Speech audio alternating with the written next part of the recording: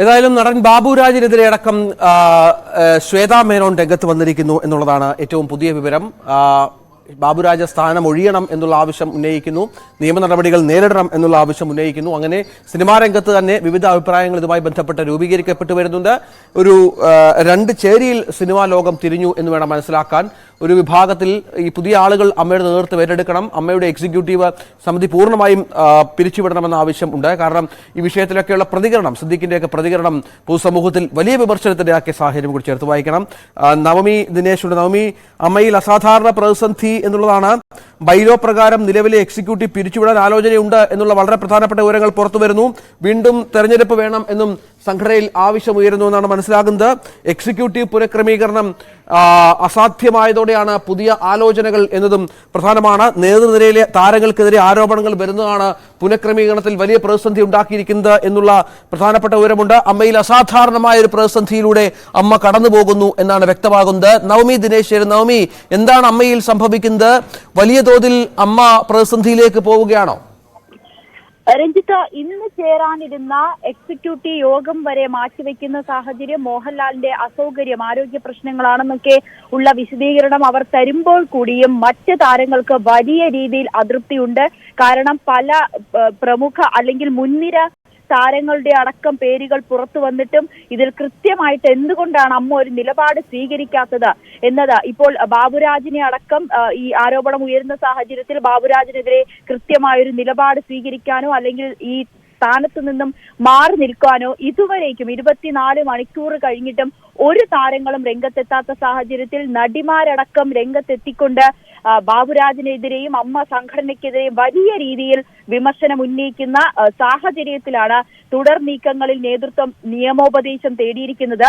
ഇതിൽ നിയമോപദേശ പ്രകാരം, ബൈലോ പ്രകാരം നിലവിലെ എക്സിക്യൂട്ടീവ് പിരിച്ചുവിടാനും ആലോചിക്കുന്നുണ്ട്. വീണ്ടും ഒരു തിരഞ്ഞെടുപ്പ് വേണം, കളങ്കിതരല്ലാത്തവരെ നേതൃനിരയിലേക്ക് കൊണ്ടുവന്ന് കൃത്യമായ നിലപാടുകൾ സ്വീകരിച്ച് ഈ അമ്മയ്ക്കുള്ളിലെ പൊട്ടിത്തെറി അവസാനിപ്പിച്ച് എല്ലാവരെയും ഒന്നിച്ചു നിർത്തിക്കൊണ്ട് മുന്നോട്ട് പോകണം എന്നൊരാവശ്യമാണ് പല നടിമാരടക്കമുള്ളവർ ഉന്നയിക്കുന്നത്. അങ്ങനെയാണെങ്കിൽ നമുക്കറിയാം 2 മാസം പോലും ആയിട്ടില്ല ഈ തിരഞ്ഞെടുപ്പ് കഴിഞ്ഞിട്ട്. അതിനിടയിലായിരുന്നു ഈ തിരഞ്ഞെടുപ്പിൽ ജനറൽ സെക്രട്ടറി സിദ്ദിഖ് അടക്കം സ്ഥാനമേറ്റത്. അങ്ങനെയാണെങ്കിൽ വീണ്ടും ഒരു തിരഞ്ഞെടുപ്പിനായി അമ്മ വീണ്ടും കളമൊരുങ്ങും. അങ്ങനെയാണെങ്കിൽ കളങ്കിതരല്ലാത്ത ഒരാൾ തന്നെ നേതൃനിരയിൽ വരണം എന്ന് നടിമാരടക്കം രംഗത്തെത്തിക്കൊണ്ട് പറയുന്ന സാഹചര്യത്തിൽ വലിയൊരു പ്രതിസന്ധിയിലേക്കാണ് അമ്മ ഇപ്പോൾ കടന്നിരിക്കുന്നത്.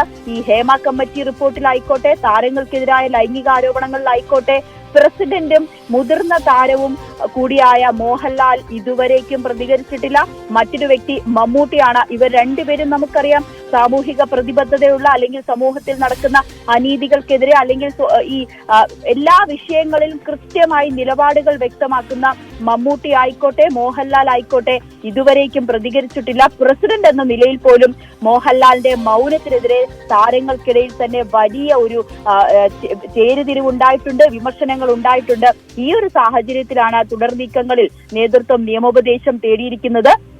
തിരഞ്ഞെടുപ്പ് വേണമെന്നും സംഘടനയിലെ ഒരു വിഭാഗം ആളുകൾ ആവശ്യപ്പെട്ടിരിക്കുന്നു. എക്സിക്യൂട്ടീവ് പുനഃക്രമീകരണം അസാധ്യമായതോടെയാണ് പുതിയ ആലോചനകൾ. കാരണം ജനറൽ സെക്രട്ടറിയായ സിദ്ദിഖ് മാറുന്നു, പകരം ബാബുരാജിനെ നിയമിക്കുന്നു. ബാബുരാജിനെതിരെയും വീണ്ടും ആരോപണം ഉന്നയിക്കപ്പെടുന്നു. ബാബുരാജിനെ നീക്കണമെന്ന ആവശ്യം ശക്തമാകുന്നു.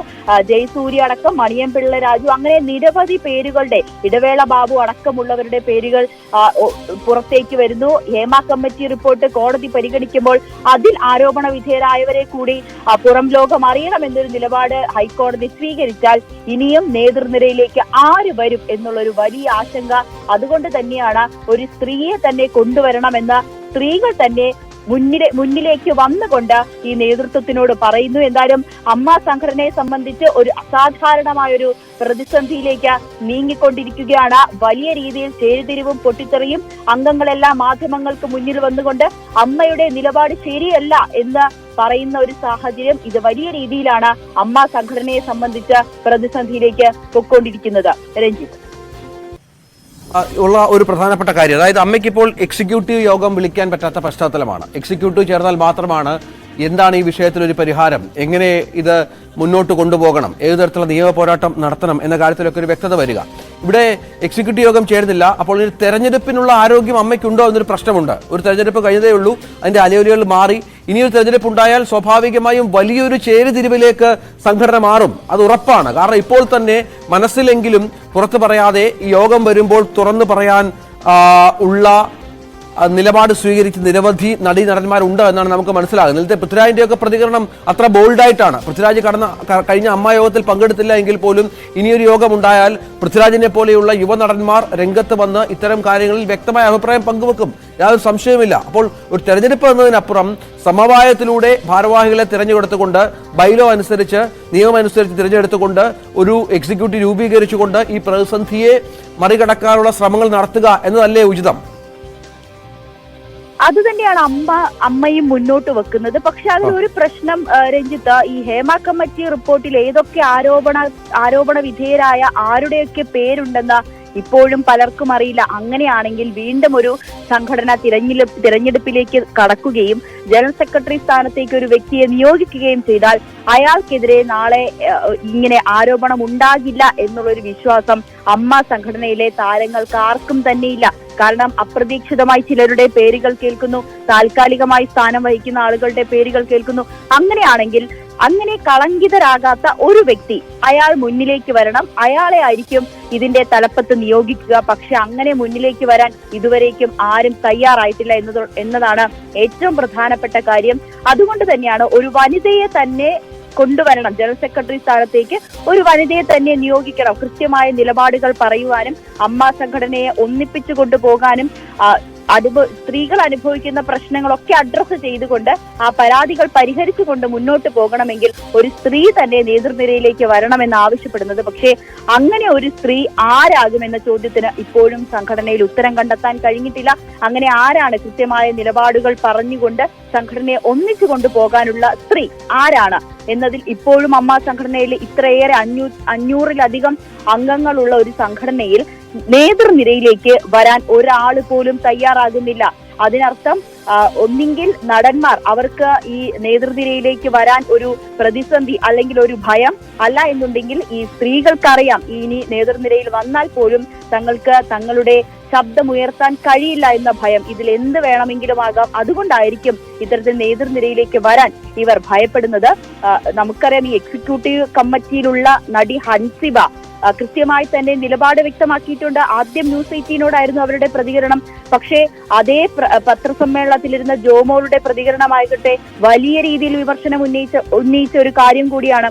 അങ്ങനെയാണെങ്കിൽ ഹൻസിബയെ പോലെ നിലപാടുകൾ വ്യക്തമാക്കുന്ന ഒരു താരം, പക്ഷെ അതൊരു മുതിർന്ന താരമാണെങ്കിൽ എല്ലാവരും അംഗീകരിക്കപ്പെടുന്ന ഒരു താരമാകണം എന്ന് കൂടി ആവശ്യം ഉന്നയിക്കപ്പെടുന്നുണ്ട്. പക്ഷേ അത് അമ്മയെ സംബന്ധിച്ച് ഇപ്പോൾ അങ്ങനെ ഒരു തീരുമാനത്തിൽ എത്തുക എന്നുള്ളത് അല്പം ബുദ്ധിമുട്ടായിട്ടുള്ള കാര്യമാണ്. കാരണം ഇത്തരത്തിൽ ആരോപണ വിധേയരാകുന്ന ആളുകളുടെ എണ്ണം വർദ്ധിച്ചു വരുന്നു എന്നുള്ളതാണ് ഈ പ്രതിസന്ധിക്ക് കാരണം.